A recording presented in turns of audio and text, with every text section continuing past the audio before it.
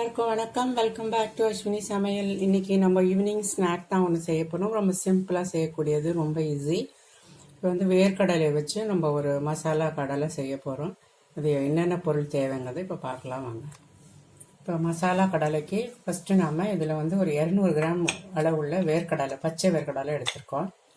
இது ஒரு அழகு அளவு இது. இப்போ இது மசாலாலாம் இதில் சேர்த்துக்கலாம்.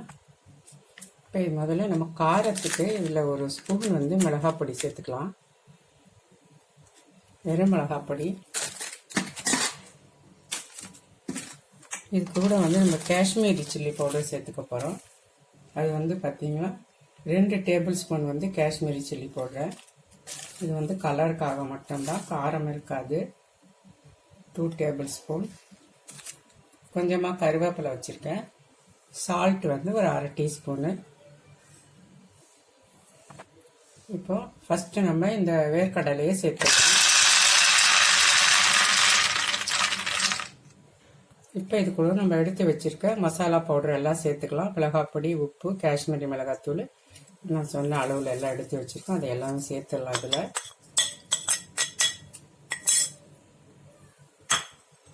இது கூட வந்து இஞ்சி பூண்டு பேஸ்ட்டு ஒரு 1/2 ஸ்பூன் போட்டுக்கலாம்.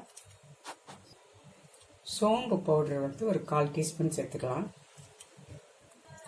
ஜீரகத்தூள் ஒரு 1/4 ஸ்பூன் சேர்த்துக்கலாம்.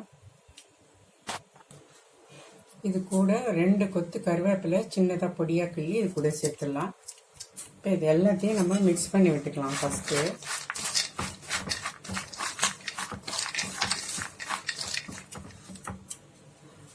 இப்போ நல்லா மிக்ஸ் பண்ணி விட்டுட்டோம். இது கூட வந்து 1 டேபிள் ஸ்பூன் கடலை மாவு போடுறோம்.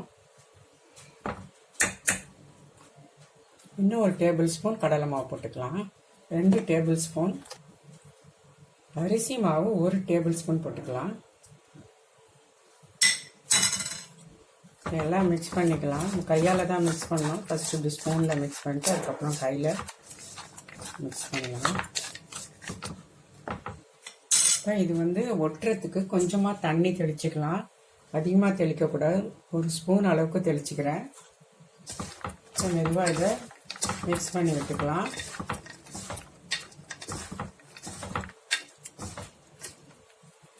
இன்னும் கொஞ்சம் விடுறேன், அதிகமாக விடக்கூடாது.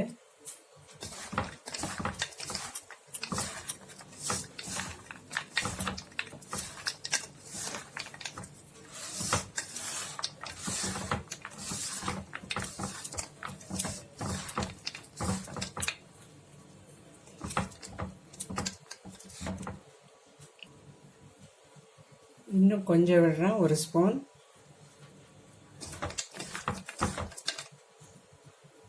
இதை பாருங்கள், நம்ம நல்லா மிக்ஸ் பண்ணி விட்டுட்டோம். அது ஃபுல்லாக முழுசாக கோட் ஆகக்கூடாது. கடலை மேலே கொஞ்சம் கொஞ்சம் தான் ஒட்டி இருக்கணும். தண்ணி நிறைய சேர்த்துடக்கூடாது, இல்லைன்னா மொறுமொறுப்பாக வராது கடலை. இப்போ இதை அப்படியே வச்சுட்டு நம்ம ஆயில் போட்டுக்கலாம் ஸ்டவ்வில்.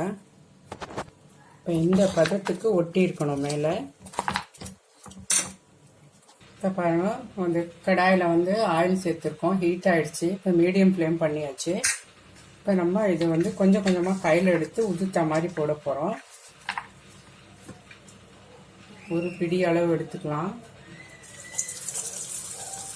கொஞ்சம் ஜாக்கிரதையாக போடணும், எண்ணெய் மேலே தடிச்சிடும்.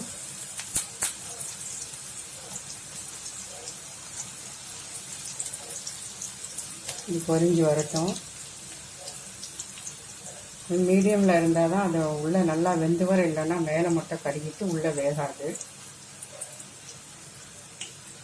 கொஞ்சம் நேரம் டிஸ்டர்ப் பண்ணாத விடுவோம். அதுக்கப்புறம் மெதுவாக தள்ளி விடுவோம். இந்த பபுள்ஸ் எல்லாம் அடங்குற வரைக்கும் வச்சுட்டு நம்ம எடுத்துடலாம்.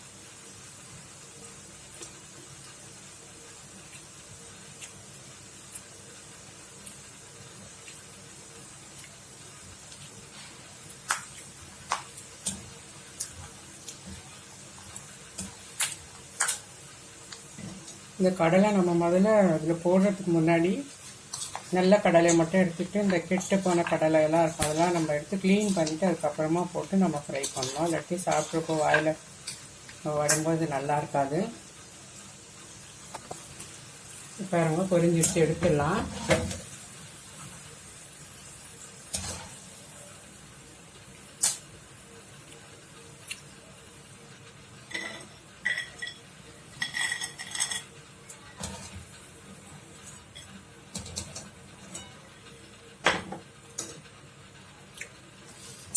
மீதம் உள்ளதையும் அப்படியே போட்டு எடுத்துக்கலாம். கொஞ்சம் கொஞ்சமாக தான் போடணும்.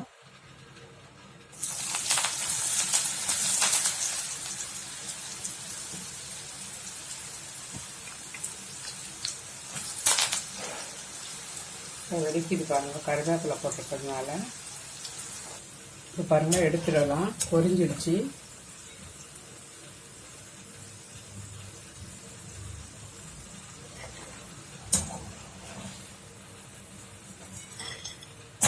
சவுண்டு வருது பாருங்கள், பிளேட்டில் போடும்போது நல்லா.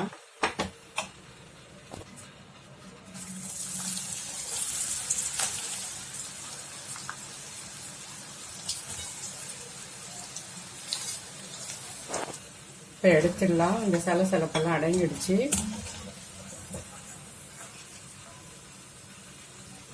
பாருங்க, சவுண்டு கேட்கும் பாருங்க.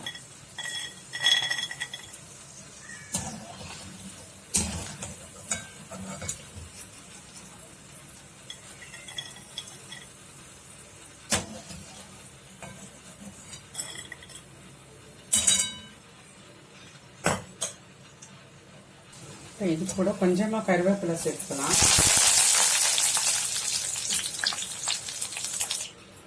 பாருங்கள், நம்ம ஈவினிங் டைம் ஸ்நாக்ஸ் வந்து ரெடி ஆயிடுச்சு. எவ்வளோ கரகரன்னு வந்திருக்கு பாருங்கள் சவுண்டு.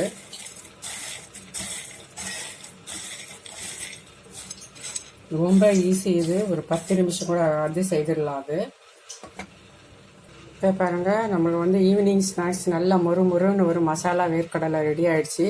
இது ட்ரை பண்ணி பாருங்கள், ரொம்பவே நல்லாயிருக்கும். ஈவினிங் டைமில் அதை கொறிச்சிட்டு ஒரு நல்ல ஸ்ட்ராங்கான ஒரு டீ குடிக்கும்போது ரொம்பவே டேஸ்டியாக இருக்கும்.